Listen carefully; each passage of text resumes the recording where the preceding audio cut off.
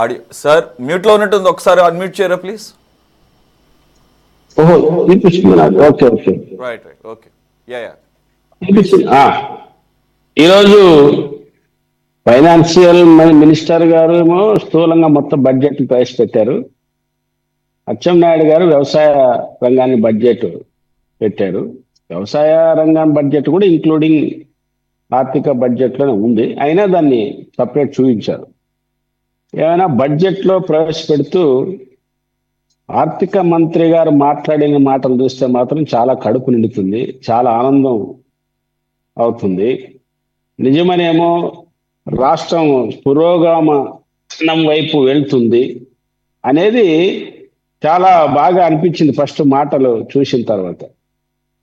కానీ బడ్జెట్ ప్రవేశపెట్టిన దానికి, అంకెలకి, దాని అమలుకి ఏ శాఖకి ఎంత కేటాయించింది అనేది మనం చూస్తే మాత్రం చాలా నిరుత్సాహం, అసహనం. అంతేకాకుండా గత ప్రభుత్వానికి ఈ ప్రభుత్వానికి ఏమి పెద్దగా తేడా లేదనేది మాత్రం స్పష్టంగా కనపడుతుంది. ప్రారంభంలోనే జోడెడ్లు అభివృద్ధి, సంక్షేమం. అభివృద్ధి, సంక్షేమం గురించి రెండు విషయాలు నేను చెప్తాను. గతంలో బడ్జెట్ ప్రవేశపెట్టేటప్పుడు ప్రణాళికేతర రెండు రకాల పద్ధతులు చూపించేవాడు. మనం ప్రణాళిక బడ్జెట్ పైన కోటేశ్వర గారు లాంటి వాళ్ళు ఆర్థిక అంశాలను పట్టున్నవాడు మాట్లాడేవాడు. అంటే ప్రణాళిక బడ్జెట్ ఎంత ఎక్కువ పెరిగితే ఆ బడ్జెట్ అంత మంచిది అనేది మనం చూసేవాళ్ళం. కానీ ఇప్పుడు ప్రణాళికేతర ఏది మనకి స్పష్టంగా కనపడదు. అంటే కలగా పులగం చేయడంలోనే దీంట్లో మనకు అర్థమవుతుంది. బీజేపీ వచ్చిన తర్వాత బీజేపీ మాయలో మన రాష్ట్ర ప్రభుత్వం కూడా చేయాలి. కాబట్టి అభివృద్ధి అనేది ఏమిటి? అభివృద్ధి మన కళ్ళకు కట్టినట్టు కానీ చూడాలన్నప్పుడు ఏమిటంటే, ఏ రాష్ట్రంలో విశాఖ స్టీల్ ప్లాంట్ ప్రైవేటీకరణ కాకుండా దానికి ఒక 10,000 కోట్లు కేటాయించాం, ప్రభుత్వం నడుపుతుంది, దాన్ని ముందుకు తీసుకెళ్తాం. అదేవిధంగా కడప ఉక్కుని 5,000 కోట్లు కేటాయించాం, కడప ఉక్కుని ప్రారంభిస్తాం, ప్రత్యక్షంగా 10,000 మంది, పరోక్షంగా 50,000 మంది బతుకుతున్నారు. లేదు పలానా రైల్వే పరిశ్రమ వచ్చింది మన రాష్ట్రానికి, వ్యాగన్లు దానికి వచ్చింది, కేంద్రం ఇంత ఇస్తుంది, మేము ఇంత కేటాయించాం, భూమి పెట్టాం. ఇది అభివృద్ధి సంబంధించింది. లేదా మొన్నటిదాకా చెప్తున్నటువంటి బాలకచర్ల ప్రాజెక్టు అది సాధ్యం కాదు, కానీ ఉదాహరణకు చెప్తున్నాం, ఈ ప్రాజెక్టుకి ఇంత కేటాయిస్తున్నాం, 2 ఏళ్ళలో పూర్తి చేస్తాం, ఇంతమందికి ఉద్యోగ అవకాశాలు వస్తాయి. ఇది ప్రాజెక్టుకి సంబంధించినటువంటి అభివృద్ధి అంటే. మరి ఈ బడ్జెట్లో ఎక్కడ అభివృద్ధి అనే విశాఖ ఉక్కు ఊసే లేదు, కడప ఉక్కు గురించి మాటే లేదు. ఎక్కడ రాష్ట్రంలో పలానా చోట ప్రాజెక్ట్ వస్తుంది కేంద్ర రాష్ట్ర ప్రభుత్వాలతో అనేది ఒక్క మాట ఎక్కడ వెతికినా దొరకట్లేదు. చెప్పేదంటే ఏమిటంటే, రానున్న కాలంలో 6,000 కంపెనీలతో మేము ఒప్పందం చేసుకున్నాం, 16 లక్షల కోట్ల రూపాయలు పెట్టుబడులు వస్తున్నాయి, దాదాపు 8 లక్షల మందికి ఉద్యోగాలు వస్తున్నాయి అని చెప్తున్నారు. అది వస్తున్నాయా లేదనేది నేను గతంలో కూడా చెప్పాను. గత వైసీపీ ఈ ప్రభుత్వం కలిపి 11 సమ్మిట్లు జరిగింది. 11 సమ్మిట్లలో చెప్పే లెక్కలు చూస్తే 11 లక్షల మందికి ఉద్యోగాలు రావాలి, 11 మందికి కూడా గవర్నమెంట్ ఉద్యోగాలు రావలేదు, అది వేరు.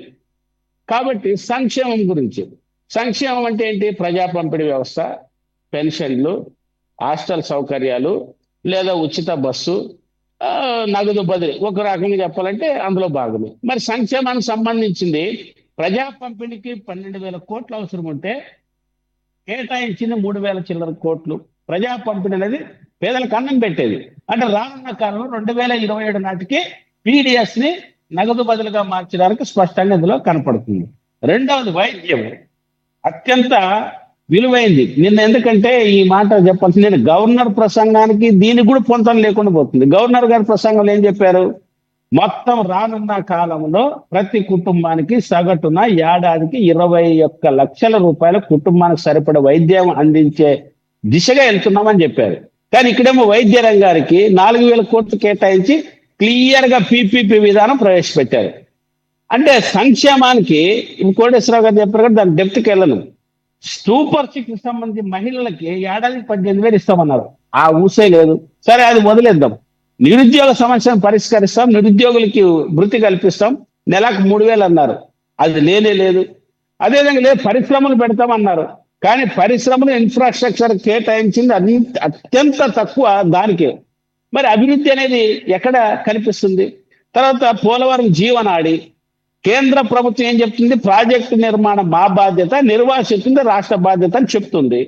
కానీ 6,150 కోట్లు కేటాయించారు. 6,150 కోట్లు దేనికి సరిపోతాయి? ప్రాజెక్టు నిర్వాసితుల సంగతి పక్కన పెట్టు, డయాఫ్రామ్ వాళ్ళకి 90% డయాఫ్రామ్ వాళ్ళకి గేట్లు పెట్టడానికి కూడా సరిపో. మరి 2027 నాటికి ప్రారంభిస్తామని ఎలా చెప్పగలుగుతున్నారు? అంటే ఇవన్నీ లెక్కలు, కేటాయించిన లెక్కలు, చెబుతున్న మాటలకి ఏమన్నా పొంతనుందా? పోలవరం ప్రాజెక్టుకి 34,000 కోట్లు నిర్వాసితులకు రావాలి, లేదా మొన్న ఏదో అది ఇది ఇచ్చామంటున్నారు, అయినా ఇంకా 30,000 కోట్లు రావాలి. మరి 30,000 కోట్లు నిర్వాసితులకు చెల్లించకుండా, ప్రాజెక్టుకి మరో 26,000 కోట్లు ఖర్చు చేయకుండా, మన కేంద్ర ప్రభుత్వం కూడా కేంద్ర బడ్జెట్ లో పోలవరంకి, మరి నేను పరిశీలన సురేష్ గారు ఏమని చెప్పి చూశారో కొన్ని ఏం చూసారో తెలియదు, కానీ పోలవరంకి ప్రత్యేకమైన బడ్జెట్ కేటాయింపులు కేంద్రంలో లేదు. మరి ఎట్లా 2027 ప్రారంభిస్తారు? దీన్ని ఎంత అబద్ధాలు, గారిడే మనం అనుకోవచ్చు. ఇది గారిడే కదా, అబద్ధాల మాటలే కదా. ఇది ఎలా సాధ్యమవుతుంది? ఇప్పుడు వ్యవసాయ రంగంలో ధరల స్థిరీకరణ, రైతులు గిట్టుబాటు లేక ఆత్మహత్యలు, కౌలు రైతులు చచ్చిపోతున్నారు. వాళ్ళు చెప్పిన మాటల్లోనే 1,200 కోట్ల రూపాయలు సవరించిన బడ్జెట్ లో కేటాయించాము, సవరించిన బడ్జెట్ లో ఖర్చు చేశాము.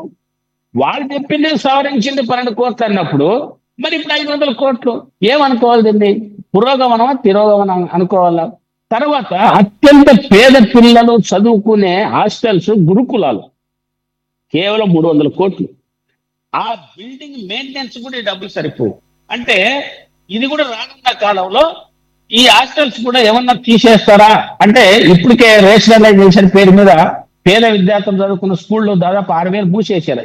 ఇది కూడా మూసేస్తారేమన్నంత భయం ఇందులో కనపడుతుంది. అదేవిధంగా దీంట్లో స్పష్టంగా కనపడుతున్నది ఏంటంటే, ఈసారి కొత్తగా ప్రజల్ని మభ్యపెట్టడానికి 3 రకాలు చెప్పారు. ఒకటేమో వెనుకబడిన ప్రాంతాలు, రాయలసీమ ప్రాంతానికి హార్టికల్చర్ హబ్గా చేయడానికి 30,000 కోట్లు అంట, ఆర్థిక అభివృద్ధిగా చేయడానికి విశాఖపట్నం కేంద్రంగా 10 జిల్లాలు డెవలప్ చేయడానికి 28,000 కోట్లు, తద్వారా ఉత్తరాంధ్రని, ఒక మాట చెప్పాలంటే ఉత్తరాంధ్రని, రాయలసీమ వెనుకబడిన ప్రాంతాల అభివృద్ధి కోసం కేటాయించామని చెప్తున్నారు. ఎక్కడ డబ్బులు దీనికి? ఏ రకంగా దీనికి డబ్బులు?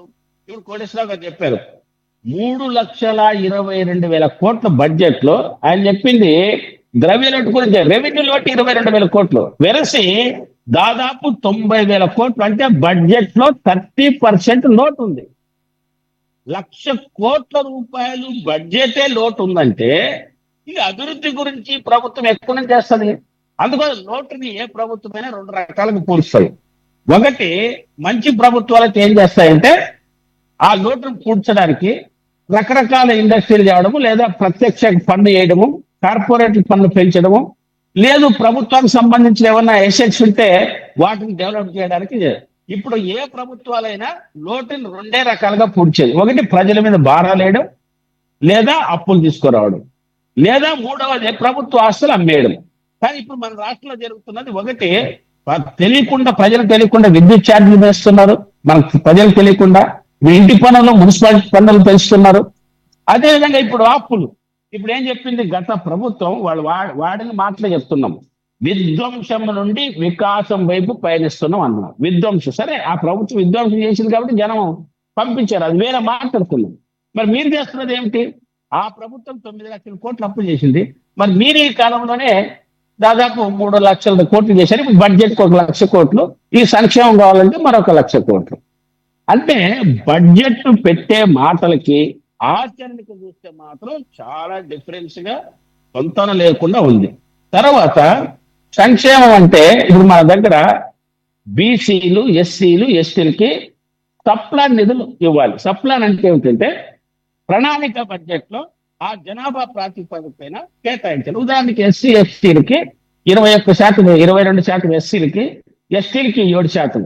ఇప్పుడు బీసీలు కూడా ఈ ప్రభుత్వం అంటుంది కాబట్టి దానికి దాదాపు బీసీలు పెట్టి దీనికి 3 పద్ధతులు కలిపి 20,000 కోట్లు, 9,000 కోట్లు, 80,000 కోట్లు సంక్షేమానికి బీసీ, ఎస్సీ, ఎస్టీ కేటాయించింది. అంటే ఎస్సీ ఎస్టీ సప్లాన్ నిధులా లేదా సంక్షేమ నిధులా? ఎంత గందరగోళం అండి. అంటే ఎస్సీ సప్లాన్ నిధులు అనేది చెప్పలేదు, సంక్షేమానికి మాత్రం అంటుంది. 81,000 కోట్లు ఎస్సీ ఎస్టీ బీసీకి, ఇది ఖర్చు చేయగలదా, ఇది నమ్మదగినటువంటిదా? కాబట్టి ఈ పద్దులన్నీ చూస్తే మాత్రం చాలా గందరగోళంగా గజిబిజిగా ఉంది. అదేవిధంగా ఫైనాన్స్ మినిస్టర్ మాట్లాడిన దాంట్లో సగం టైం మోడీని పొగడడానికి సరిపోయింది. ₹1 కేటాయించిన ప్రధాని గురించి, ఈ రాష్ట్రానికి మొండి చేయి చూపించినటువంటి ప్రభుత్వం గురించి, రాజధాని నిర్మాణం మాదే బాధ్యత అని చెప్పినటువంటి వాళ్ళు ఇప్పుడు కేంద్ర రాజధాని నిర్మాణం ఎవరు బాధ్యత? ఇప్పుడు ల్యాండ్ పూలింగ్ పెట్టింది అభివృద్ధి. ల్యాండ్ పూలింగ్ అంటే ఏంటి? పూల్ చేసి దాంట్లో అభివృద్ధి చేసి మీకింత మాకింత, కాబట్టి ప్రభుత్వంకి ఎటువంటి రూపాయి ఖర్చు చేయదు అనేది దీని ఉద్దేశం. ఇప్పుడు 6,000 కోట్లు అమరావతి కని. అందుకోసమే ఈ బడ్జెట్ లో చూస్తుంటే పోలవరం పూర్తి కాదు, గిరిజనులను ముంచడం ఖాయము. అదేవిధంగా సంక్షేమానికి భారీగా కోత పెట్టారు. కొత్తగా పరిశ్రమలు వస్తున్నవనే ఆశ ఎక్కడ కనపడట్లేదు. అందుకోసమే రేపు సవరించే దాంట్లోనైనా ఈ బడ్జెట్ సమావేశాలు పూర్తయ్యే లోపలైనా గుర్తించాలి. చివరికి నేను ఇంకొక మాట చెప్పేది ఏమంటే, విజన్ 47 కి 3,08,000 కోట్లు, అంటే 308 లక్షల కోట్లు, అంటే చెప్పడానికి కూడా నాకు రాదు. 308 లక్షల కోట్లు సంపాదన లక్ష్యము. సగటున మన కుటుంబానికి 55 లక్షలు చేకూర్చడం లక్ష్యం. మరి ఈ బడ్జెట్ లో ఎక్కడైనా దీనికి పొంతన ఎక్కడైనా ఉందా? ఎక్కడ పొంతం లేదు. అందుకోసమే ఈ ప్రభుత్వాన్ని నేను కోరేది ఏమంటే, మార్చి 7 దాకా జరుగుతున్న కాబట్టి సమావేశాల్లో మరీ రియలైజ్ అయ్యి ఆ కేటాయింపులు ఏదో సవరించే దాంట్లో సరిచేసి పోలవరంకి, వెనకబడిన ప్రాంతాల అభివృద్ధికి, విద్యకి, వైద్యం అనేది పీపీపీ, చివరికి రైతు బజార్ను కూడా పీపీపీ చేశారండి. ఇంతకంటే అన్యాయం ఏమిటి? వాళ్ళు చివరికి చెప్పింది 2 రానున్న కాలంలో భూములు తీసుకొని పరిశ్రమలు, సిమెంట్ పరిశ్రమలు, బల్క్ డ్రగ్స్ వాళ్ళు చెప్పింది. అదేవిధంగా టూరిజం, ఇవి 2 అభివృద్ధి చేస్తామని మాత్రం చెప్పారు. అంటే గతంలో చంద్రబాబు గారు అనేవాళ్ళు ఏ ఇజం లేదు, ఉండేదంతా టూరిజం అని. కాబట్టి ఆ టూరిజం వైపే వీళ్ళు పయనిస్తున్నట్టున్నారు. అందుకోసం సవరించి ముందుకు పోవాలన్నది నేను కోరు.